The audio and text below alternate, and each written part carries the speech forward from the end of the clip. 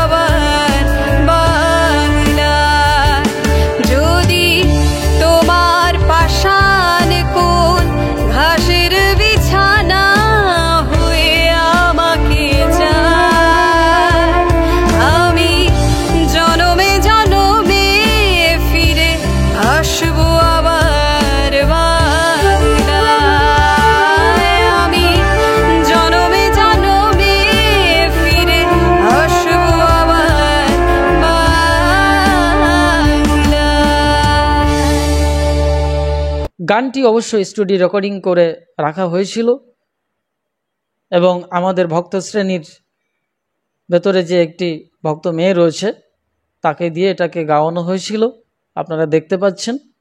এবং এটা রীতিমতো এই রিহার্সালটা করতে গিয়ে মেয়েটি হিমশিম খেয়ে যায়, যদিও মেয়েটি ক্লাসিক্যাল ভোকাল এবং বড় ইনস্টিটিউশনালি সঙ্গীতের সাথে সম্পৃক্ত ওর ব্যক্তি জীবনে, পরবর্তীকালে আরও জানতে পারবেন।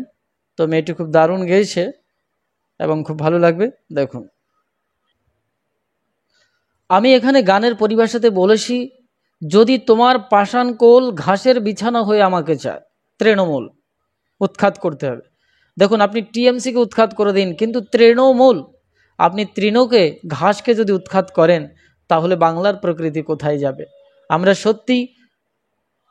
আমরা টিএমসি, ইংরেজি নিরস এই রুক্ষ বর্ণগুলোকে চাই না। আমরা সত্যিকারের বাংলার যে প্রাণাত্মিক সত্তার জীবনানন্দ দাশের যে বর্ণমালা, সেটা আমরা আসল বর্ণ, আসল রং বাংলার, রূপসী বাংলার, সেটা আমরা ফিরে পেতে চাই। তাই বলছে ঘাসের বিছানা হয়ে যদি আমাকে চায়। এই বিশ্বের মানচিত্রে আজকের যে রুক্ষতার পরিচয় ফুটে উঠছে, যা মানে অকল্পনীয়, সেখানে যেন মনে হচ্ছে পাষাণ কোল, কিন্তু আমি সেই মায়ের কোলে যেতে চাই যেখানে ঘাসের বিছানা। জীবনানন্দের এই জন্য তার লেখা ছিল, জীবনানন্দের লেখা ছিল যে আবার আসিব ফিরে এই ধানছড়ি নদীটির তীরে। সেই সুরে, সেই পরিভাষা আমি বলেছিলাম যে তিনি ডিরেক্ট বলেছেন উনি ফিরে আসবেন, কিন্তু আমি ফিরে আসবো এটা বলিনি। আমি ফিরে আসবো, সেখানে কিছু কন্ডিশন শর্ত আছে। বাংলার যে প্রকৃতি আজকে 2024 সালের এসে দাঁড়িয়ে আমরা যেটা দেখতে পাচ্ছি, সেটা সত্যি দুর্ভোগ এবং দুর্ভিক্ষের। তাই বলছে আমি জনমে জনমে ফিরে আসবো আবার বাংলায়, যদি তোমার পাষাণ কোল ঘাসের বিছানা হয়ে আমাকে চায়। তোমার পাষাণ কোল আমি চাই না, আমি ঘাসের বিছানা চাই। সত্যিকারের যার হৃদয় তৃণের মতো, যার জীবন তৃণের মতো, যে রাজনৈতিক জীবন তৃণের মতো, সেটা যদি বিজেপির হয়, সেটা যদি তৃণমূলের হয়, সেটা যদি সিপিএমের হয়, তাহলে অতি উত্তম। কিন্তু তাদের রাজনৈতিক জীবনে কি এগুলো আমরা সত্যি পাচ্ছি? কাকে উঠিয়ে দিয়ে কাকে বসাবো? হয়তো সিপিএমকে উঠিয়ে দিয়ে এই টিএমসিকেই বসালো, তারপরে এখন কি হয়ে গেল, সিসি হচ্ছে। তার মানে কি কাউকে বসানো যাবে না? এটা আমি বলছি না। কাকে বসাতে হবে সত্যি সত্যি, যদি জীবনানন্দের বাংলা ফিরিয়ে আনো, যদি সত্যি কেউ জীবনানন্দের বাংলা ফিরিয়ে আনার চেষ্টা করে, তাহলে অবশ্যই আমরা তাকে বসাবো। আমি মানে আমি নই, অকালে ঝরে যাওয়া মুকুল, আগ্রাসী স্রোতে ভেঙে যাওয়া দুকুল, গড়ে উঠবে আবার ধানছিড়ি, থাকবে না জনতার ভিড়ে যেদিন ভিখারিদের দুহাত বাড়ানো। এখনো বাংলার প্রকৃতিতে, এখনো Sealdah, Bangaon, Basirhat line, south Kolkata line যদি দেখেন, সেখানে কত মানুষ বিকলাঙ্গ অবস্থায় ট্রেনের ভেতরে এই গ্যাদারিং, এই জীবন্ত জ্বলন্ত গরমের ভেতরে তারা কিভাবে ভিক্ষাবৃত্তি করছেন। এখনো এই পিচ ঢালা রোড, এই তপ্ত মরুভূমির মতো অগ্নিদগ্ধ রাস্তার উপরে এখনো বিকলাঙ্গ গড়িয়ে চলে। এটাই কি বাংলার প্রকৃতি?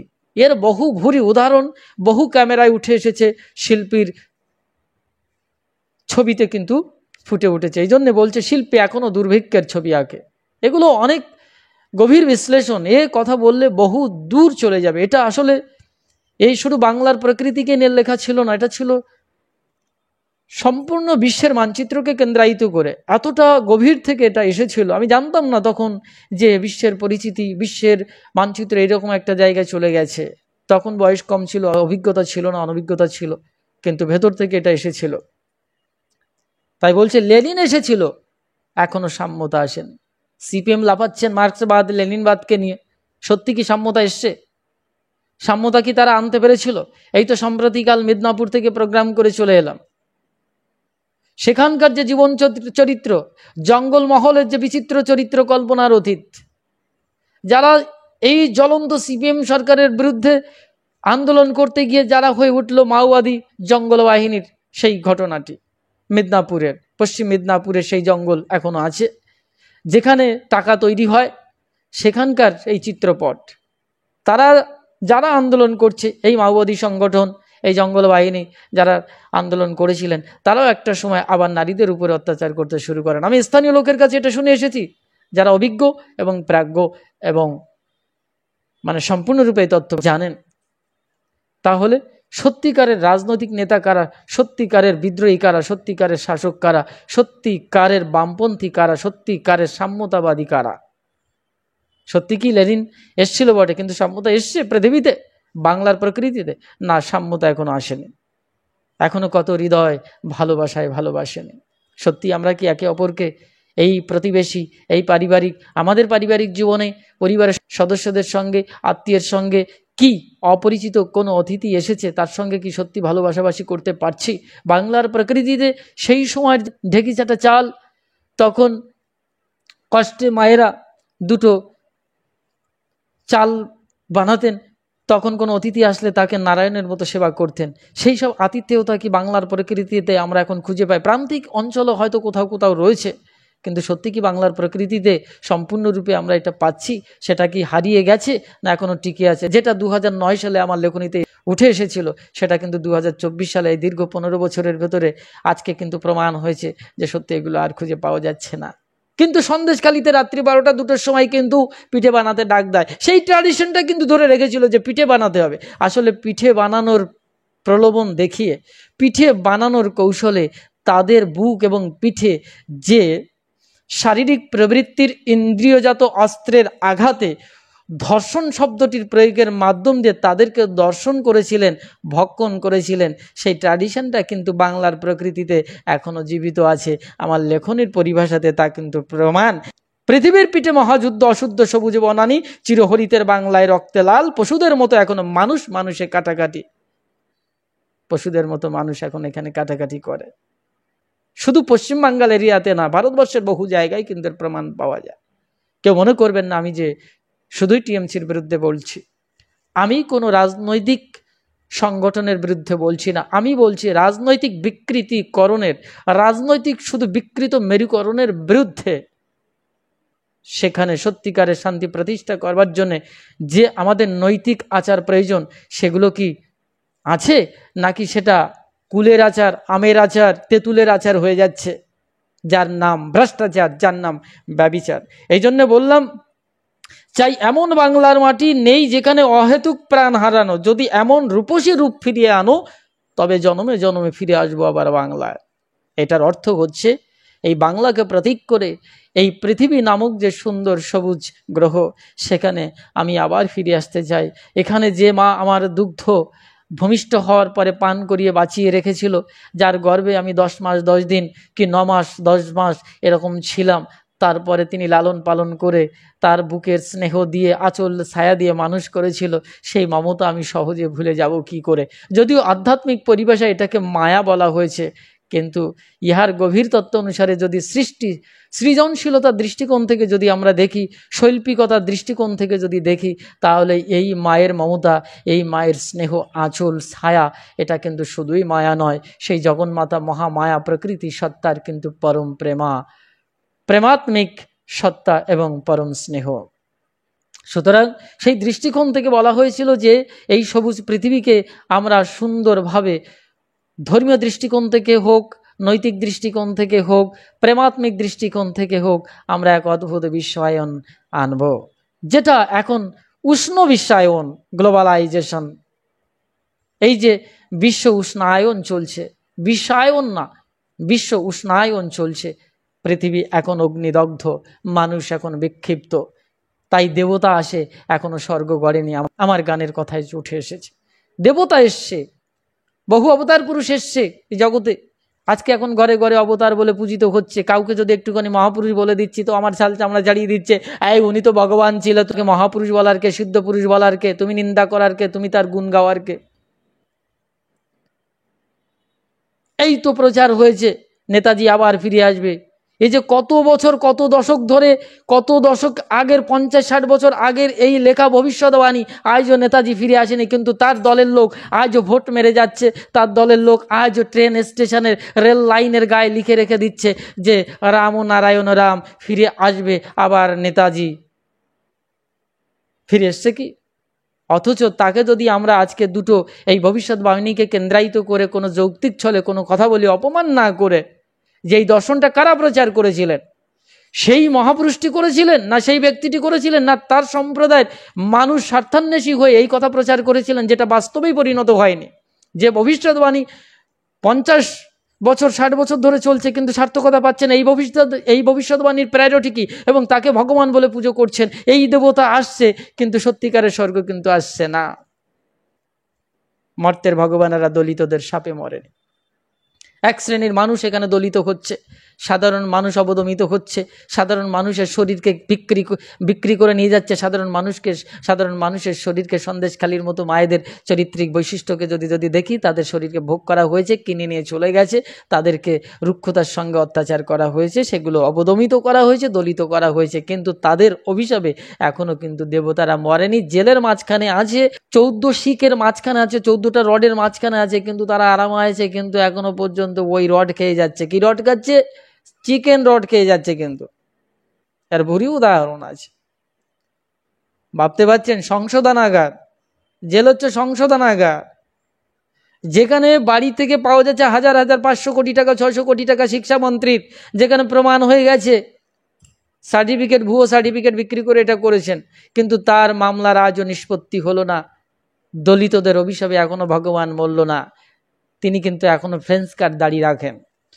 আমাদের পশ্চিমবাঙ্গাল শিক্ষামন্ত্রী ফ্রেঞ্চ কার্ড দাঁড়িয়ে, ভাবতে পারছেন? ফ্রেঞ্চ কার্ড, ছাগলের মতো করে দাঁড়িয়ে রাখা।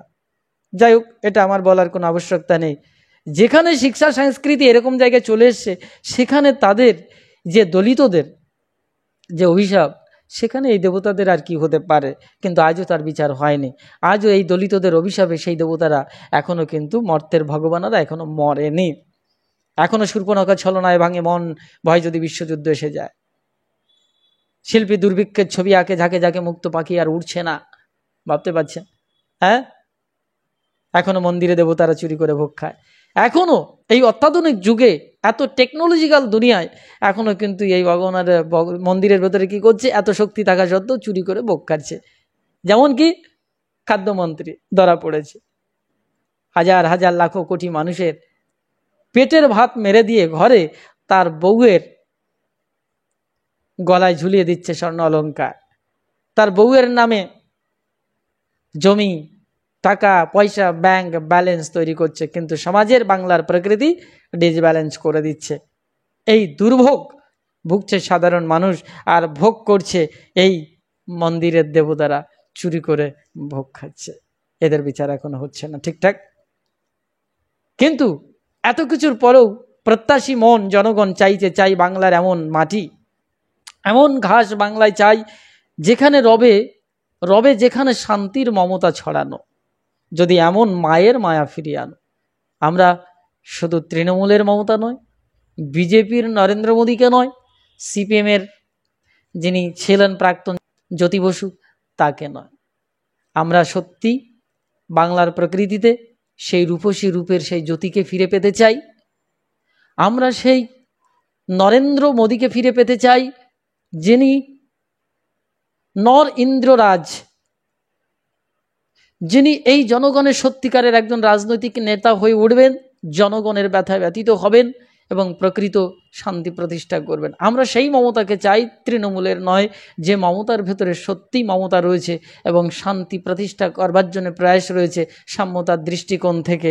যদি এমন মায়ের মায়া প্রত্যেক রাজনৈতিক নেতা এবং নেত্রীর ভেতরে থাকে, তাহলে সেই শান্তি, সেই রাজনৈতিক নীতিযুক্ত নৈতিক সত্তাকে আমরা ফিরে পেতে চাই, এই সিংহাসনে দেখতে চাই, যার দ্বারা জনগণ শান্তিতে জীবনযাপন করতে পারে, আবার প্রত্যেক ঘরে ঘরে জীবন আনন্দ ফিরে আসতে পারে জীবনানন্দের নামে, এবং বাংলা রূপসী হয়ে উঠতে পারে, সেই জীবনানন্দ দাশের রূপসী বাংলা আবার গড়ে উঠতে পারে।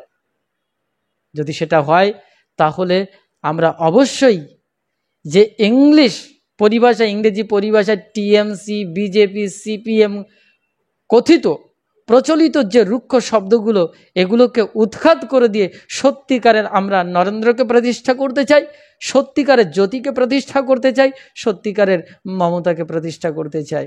আমরা সত্যি সন্দিগ্ধ, দুর্ভিক্ষের এক তুষানলে জ্বলে মরছি, এবং আজও আমরা দুর্ভিক্ষের ছবি আঁকছি শৈল্পিক তুলিতে, এটা যেন বাংলার প্রকৃতি আর না হয়, সেদিকে লক্ষ্য করেই জনগণ খুব সাবধানের সঙ্গে আগামী লোকসভা ভোট, আগামী বিধানসভা ভোট, এগুলো রাজনৈতিক আলোচনা হলেও এখানে রাজনৈতিকতার সঙ্গে আধ্যাত্মিকতার একটা সম্পর্ক এবং মেলবন্ধন আছে, সব কিছুর ঊর্ধ্বে মানবিক মূল্যবোধ আছে।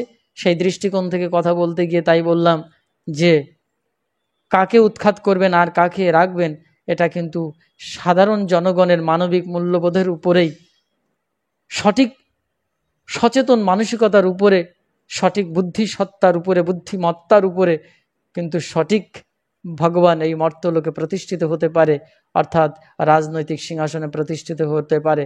এটা সম্পূর্ণ জনগণের বিবেক চেতনার উপরে ডিপেন্ড করবে। আমার সাধারণ পরিভাষায় এটা ডিপেন্ড করবে না। প্রত্যেক জনগণকে সাবধান এবং সতর্ক হতে হবে এবং বিবেক চৈতন্য সম্পন্ন হতে হবে। তাই শ্রী ঠাকুর রামকৃষ্ণ পরমহংসদেবের পরিভাষায় বলবো, তোদের চৈতন্য হোক, চৈতন্য হোক, চৈতন্য।